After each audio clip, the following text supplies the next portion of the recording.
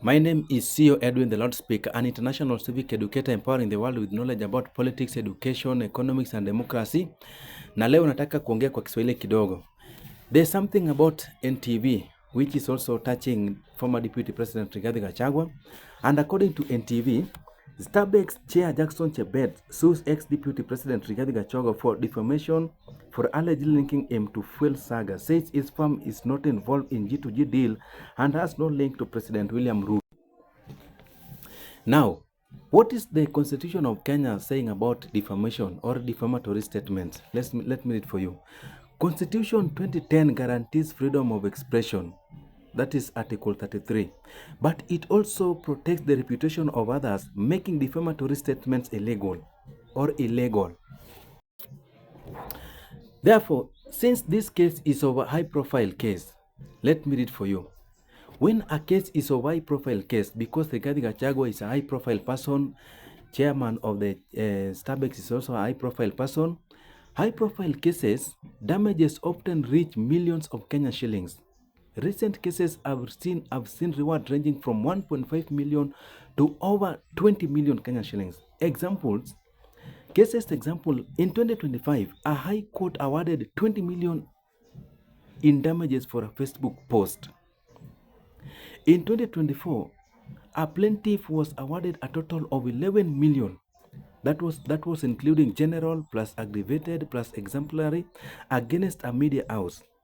In 2016, a high court awarded 26 million to a court of appeal judge against a media group. In 2015, a high court awarded 20 million to an advocate.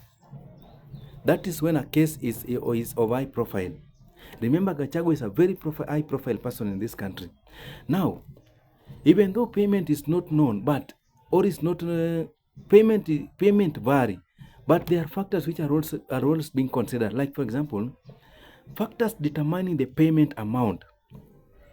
Courts in Kenya use their discretion to assess damages based on several factors. Now, the first factor is gravity of the libel. And what is this one talking about?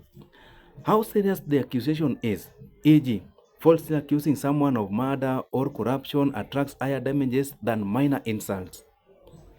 Number two, second factor, extent of publication.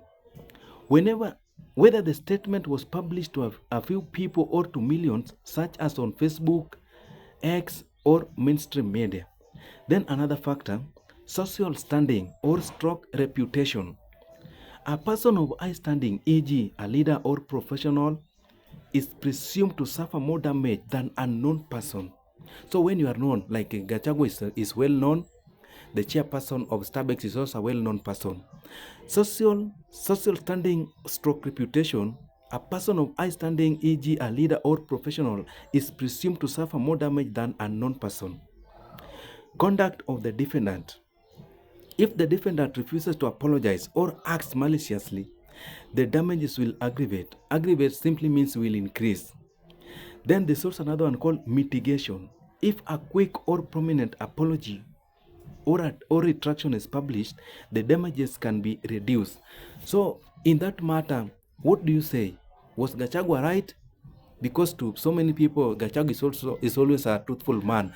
But according to Stabex chair Jackson Chebet, he has sued Gachagua for defamatory and he has taken him to court. That is according to NTV.